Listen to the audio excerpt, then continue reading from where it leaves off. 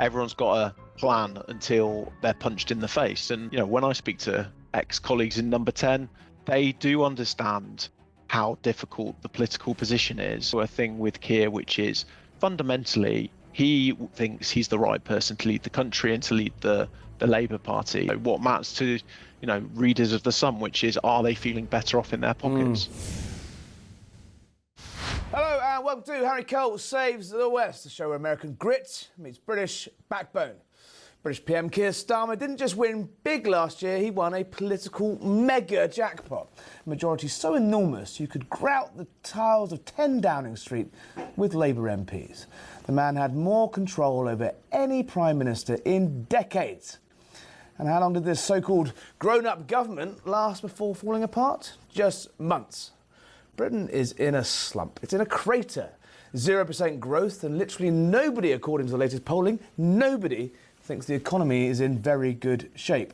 Food prices continue to rise, bills are up, families are squeezed. And Starmer's big idea? A budget that economists warn will clobber the very people who voted for him. And now we have the pleasure of a Labour civil war playing out live on the airwaves and live on stage. Andy Burnham, the King of Manchester, hero of the Labour left, is circling like a heavyweight before the bell. MPs are starting to whisper, Starmer's weak, he's wobbling, and can Burnham take him out? And if Andy Burnham did take over, Labour doesn't just drift left, it swerves off of a cliff. More spending, more state intervention at the exact moment Britain needs stability, not left-wing experiments. So tonight we ask, how did they blow it so badly? And what does the government do to recover from a freefall quite so fast? And who are Starmer's successors? Britain is spiralling, and meanwhile the White House looks on, slightly baffled about who they're going to be dealing with. Joining me from London is a man who has seen Keir Starmer up close, former political director to Keir Starmer, Luke Sullivan. Luke, you left Keir Starmer's side. Oh. We're not. I don't think we've got Luke, but we do have Freddie Hayward in the studio. News statesman, Freddie Hayward. Freddie, from where I sit, where we sit, 4,000 miles away, looking back at Britain, looking back at this government, it does seem remarkable that they managed to blow it so quickly after having so much potential. What went wrong? Well, they didn't really have a coherent plan. I mean, they said they did before the general election, and then they've had to change those plans both on the economy and migration. We've seen that this week. And remember, Keir Starmer would talk about smashing the gangs during the campaign. That has changed dramatically with Shabana Mahmood's proposals this week. On the economy, they said in their manifesto that they weren't going to raise taxes. Now, Rachel Reeves, it looks like he's going to have to raise taxes in some form. It seemed to me at the time that Labour weren't really grappling with the reality as it is. They weren't pressured to provide enough detail, and the Tories were so bad that there wasn't much competition. Yeah. Freddie, stay there. I think we can talk to Luke Sullivan, former Keir Starmer's former political director. Luke, are you there? I am. Thank you for having me. No, thanks for coming. Listen, I can't help but think that, when you didn't go into government with Labour, you departed your old role in July last year. Everything seems to have gone a bit wrong since you left. What have they done? Yeah, look, thank you for having me. I think it has been a difficult 15 months, and I think the Prime Minister, when he's reflected and spoken about it, has accepted it's been a difficult 15 months. I have a slightly different view. I was always of the sense that it was going to be difficult, that the state of the country was such that the inheritance was so bad, and frankly, the British public were so fed up with politics and politicians and, frankly, the rolling series of crises that the country had faced. And I think it was always going to be difficult. And yes, they're 15 months in, but I think they have got some things in their favour. They're still 3.5 years away from a general election. And frankly, it's in the hands of the Prime Minister and his cabinet and the Labour Party to fix it and sort the problems out.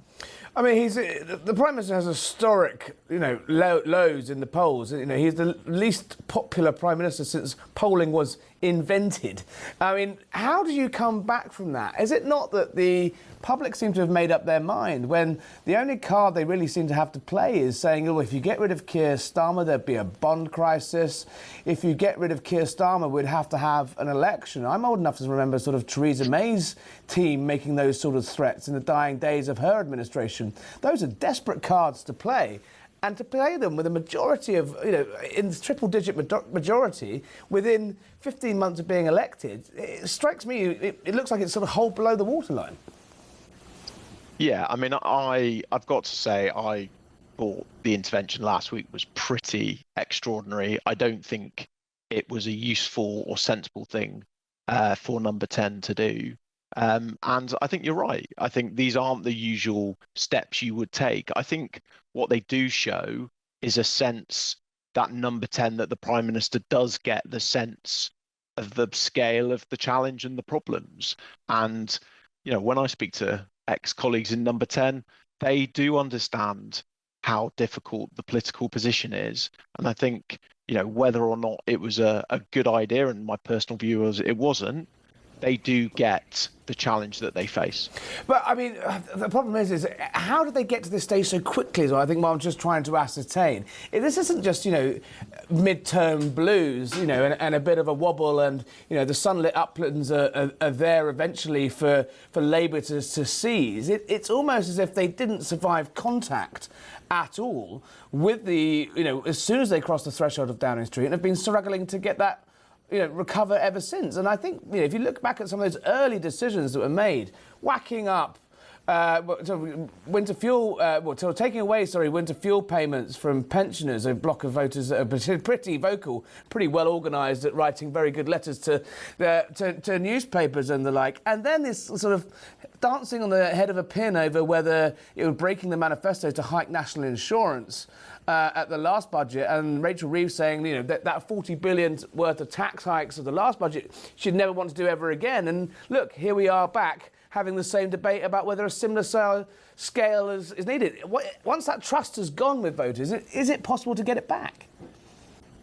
Yeah, look, I mean, I think what I would say is there's a great Mike Tyson quote, which was, everyone's got a plan until they're punched in the face. And I think probably if you were to be fair to this government, I think I think if you were to sort of speak to them, I think it's clear they didn't necessarily have a plan, that there was teething problems upon coming into government. And I think what we do and what we have seen is that we've seen this week what can be done when a big political argument is made. And I think it's fair to say Shabana Mahmood and the Labour government have probably had one of the better weeks than they've had for quite some time. And that's because they've come out with a well-reasoned, well-argument policy with some big politics that has rather bamboozled some of their political opponents on the right. And I do think it shows that it is possible to change public opinion. Now, we haven't really seen big polls since this, and I don't think we should expect to see movement straight away. But what I do think is we are in an age now where the public are much more consumers of politics. They aren't necessarily party political in the same way that people were tied to party politics in a way before. They're much more consumers. I do think that where politicians make arguments and they show that they're delivering, or they have have big ideas and go out and argue for it, that they can change public opinion. And I think that's one of the big things this government's going to have to do. Shabana, I think, has led the way this week. I think other people have to do that. We've clearly got what is the biggest budget of my political lifetime. I would have thought you probably think the same in terms of the political and economic significance. It is, I don't think you can overstate how big the political moment is next week, and that's Rachel's opportunity to set out her plan for the country and trying to put the country on a longer term trajectory to growth, but also what matters to readers of The Sun, which is, are they feeling better off in their pockets?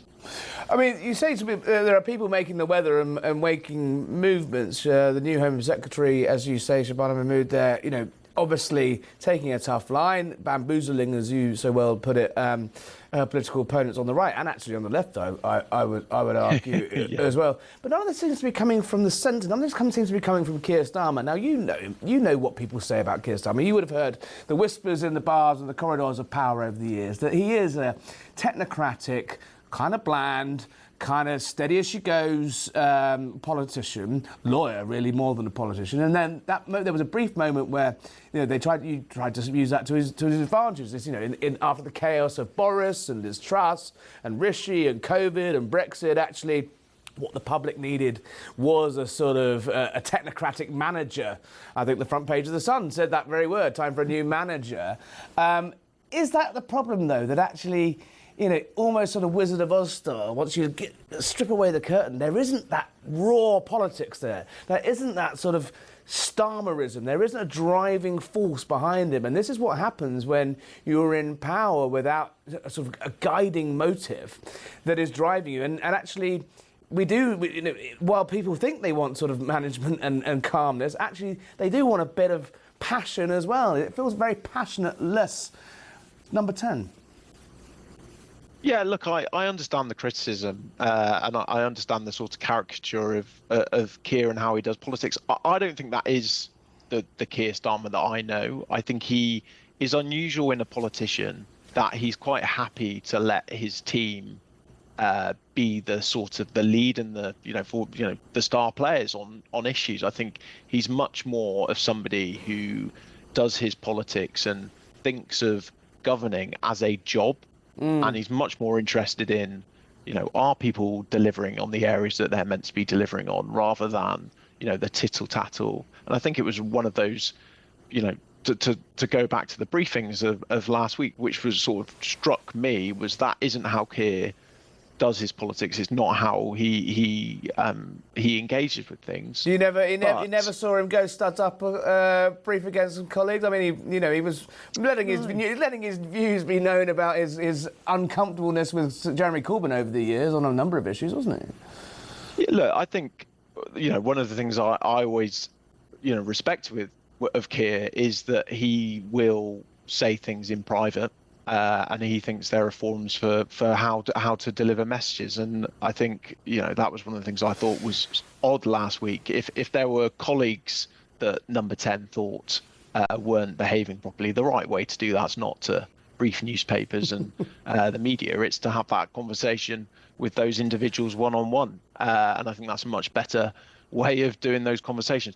But look, fundamentally, I think with Keir, what I think he has done well over these first 15 months is he has established himself on the international stage at a time when I think that was really important for the country. I think he needs to have found a way of taking the things that he's done well internationally. He's obviously talked about focusing domestically on some big domestic issues. He's made some changes in September. I think it will take some time to bed through. But I think there's also a thing with Keir, which is fundamentally, he thinks he's the right person to lead the country and to lead the Labour Party, and he will carry on with the right, as long as he thinks the strategy is the right one, he will carry on and take a longer term view. And I think one of the things that people really underestimate about Keir is just how determined he is. How isn't it the fact that it's better the devil you know? And frankly, vast parts of the Labour Party and actually probably vast parts of the opposition, vast parts of the public think, okay, this guy's a bit of a dud, but the alternatives don't really bear thinking about. Your Andy Burnhams, your Angela Rayners, your Louise Haig's. He's a bulwark. He has always been a bulwark against the sort of crazier, softer and even harder left parts of the Labour Party. And actually, there was a great line by Janan Ganesh in the FT the other day about Reeves and Starmer, which is they're kind of duty bound to resign, having cocked it all up so badly. But please God, don't let them do that.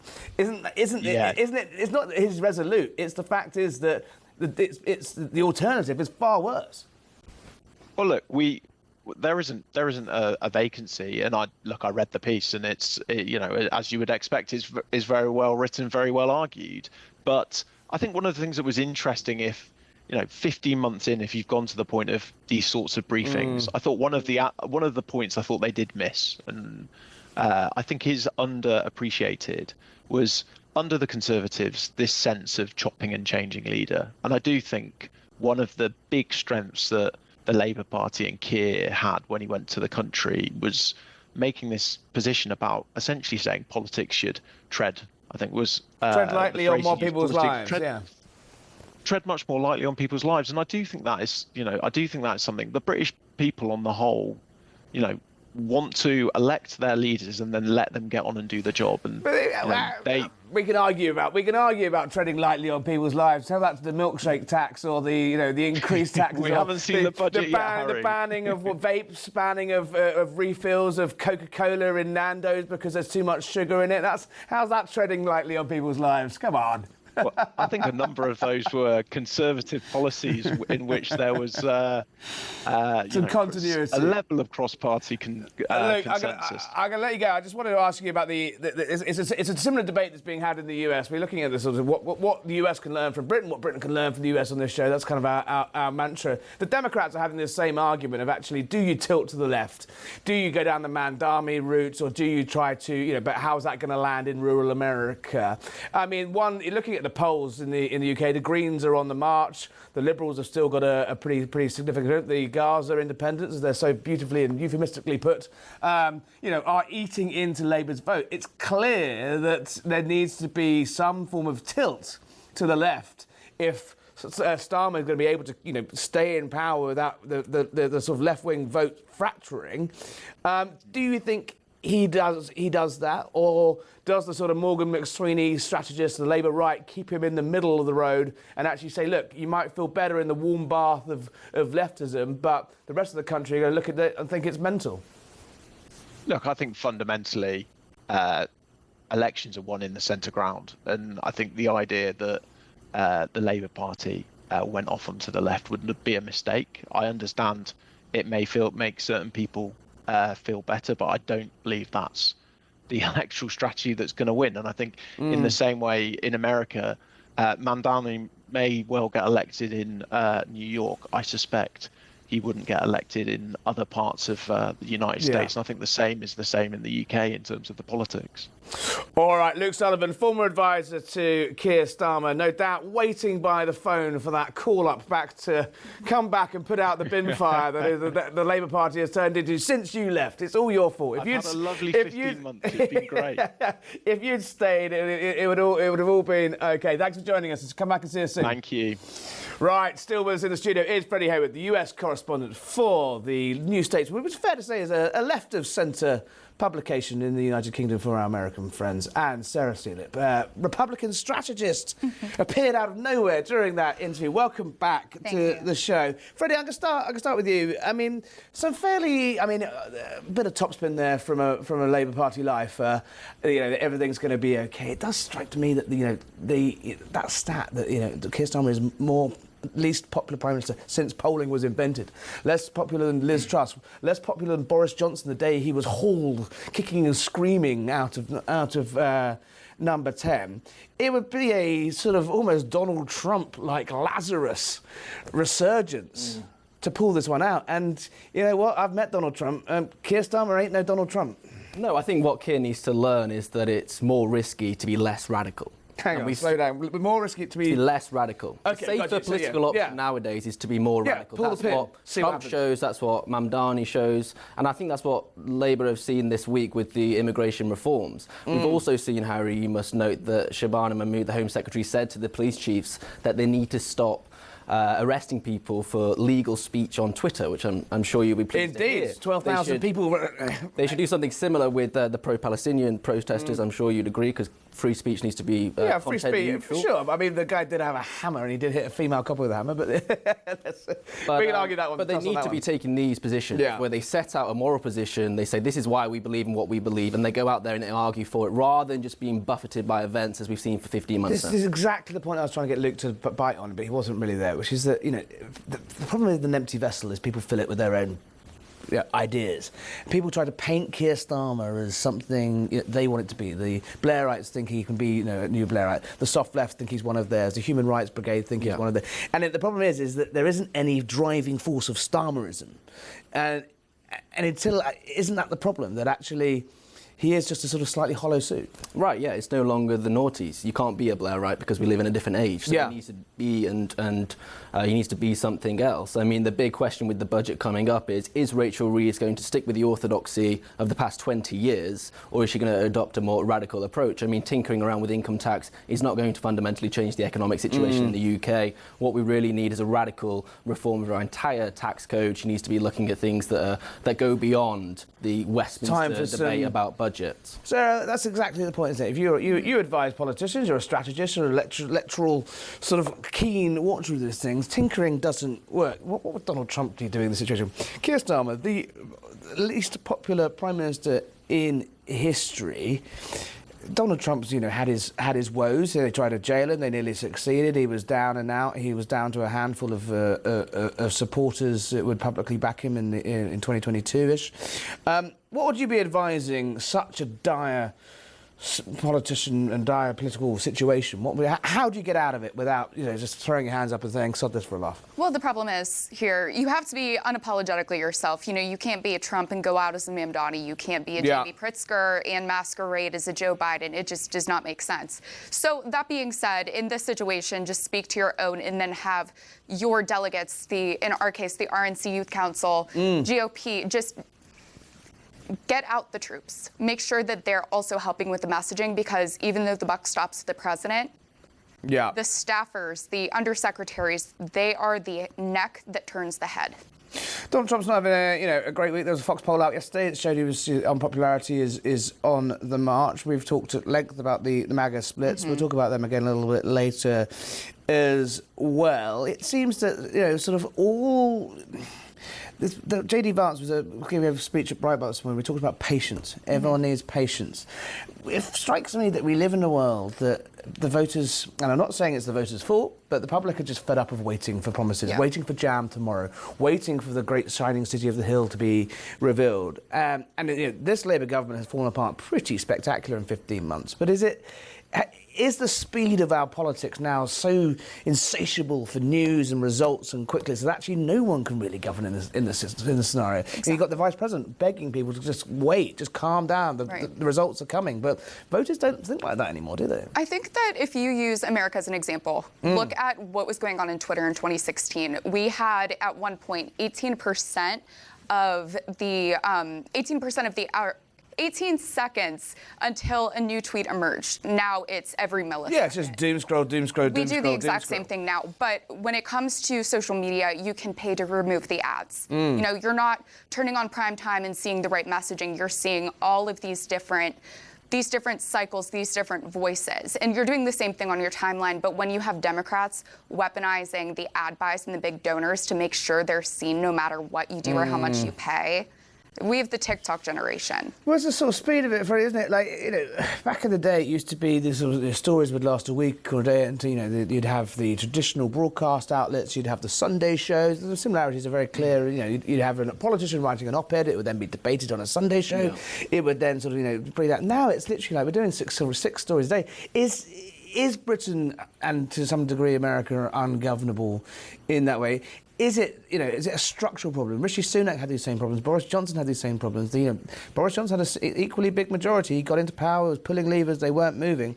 Same things happened with Labour. Nigel Farage, for all we know, if the election was held tomorrow in the United Kingdom, would win a big majority. But he's going to hit exactly the same roadblocks as Starmer has. I don't think it's the roadblocks, it's about what you try and do in office. Donald Trump was elected largely on a working class coalition and hasn't yet done much for the working class. I mean, the big beautiful bill, there wasn't much there. There were some token measures on tips and some other small tax they'd argue the changes. tax cuts will take some time to be felt. But then so will tariffs, and that will also come through and affect people's ability to afford groceries. In the UK, you can see the exact same thing. It's not that people are just lack attention span or they can't focus on what they want. They know what they want, it's just that politicians aren't delivering it. So it's a question of delivery, I think, rather than the media. However, your magazine is a sort of in-house, almost not in-house, that doesn't do justice, but it is the sort of periodical of the Labour Party movement. It is, but it's made some changes as well, hasn't it? I think a new editor and a new direction. It is kind of more sort of blue Labour on that working class, traditional Labour, old Labour vote. where are they going? Where is that bloc going? Because it feels to me that if Labour shift to the left and they get on the progressive train and they get the blue-haired, brigade on board and keep them there, and they get the Greens on board, you're going to lose that, vast parts of the northern former industrial parts of Labour, where Labour did very well and actually won back those seats that Boris Johnson took off of them. It does feel like it's a real kind of existential moment for the future of the Labour Party, in the same way there is a little bit for the Democrats here. Where's the New Statesman sort of chart? Where do you think it's going to go? Well, the New Statesman's very broad, and we have lots of... Yeah, but you're a broad coalition. Lots of different perspectives. But, I mean, on this question of what would Blue Labour do, this is a broad movement within the Labour Party that is essentially socially conservative. It's not really, but that's how people frame it, and then economically on the left. They need to push forward on this week and see some of the victories that they've had, but they also need to make the argument that the centre in politics has changed. There's no way in which we can just say, well, the centre is Tony Blair, because that's not true anymore. The centre's shifted. Donald Trump has shown that. Exactly. Mamdani's shown that, and that's what the Labour Party needs to recognise, and that's why the budget is so important, to match these reforms in immigration with some economic policies that actually help the working people of Britain. So what do you reckon Donald Trump's sitting there looking at the most? This is a guy that views the world through TV ratings and popularity. They must be looking at Britain and thinking, Christ, this is a bit of a basket case, right? Look at what's going on with our sanctuary cities around the country, right? Someone told me that they should be called cities of rebellion. I mean, it's pretty true. So, I mean... The same problems are being felt here, whether it's, you do have a stronger central government. Exactly. I mean, if you look at what's going on with the blue-haired brigade here, everything else in the world kind of makes sense. We just want to get them back on track.